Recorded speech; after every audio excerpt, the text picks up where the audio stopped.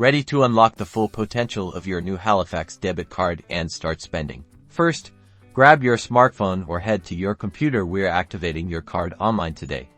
Make sure you have your Halifax online banking login details ready, your username, password, and card details. Navigate to the Halifax website and log into your online banking account. Once you're in, look for the cards section, or an option that says something similar, like Activate Card. It's usually found on the main dashboard or within the account settings. You'll be prompted to enter some details from your new debit card. This will typically include the 16-digit card number, the expiry date, and the 3-digit security code found on the back of your card. Double-check everything you enter to avoid any errors.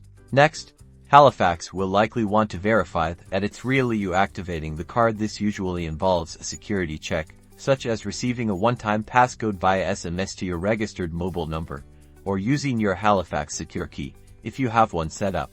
Once you've successfully completed the security verification, you should see a confirmation message on your screen, letting you know that your card has been activated. Congratulations, you're ready to use your card. Now you can start using your Halifax debit card for online shopping, setting up direct debits, withdrawing cash from ATMs, and more.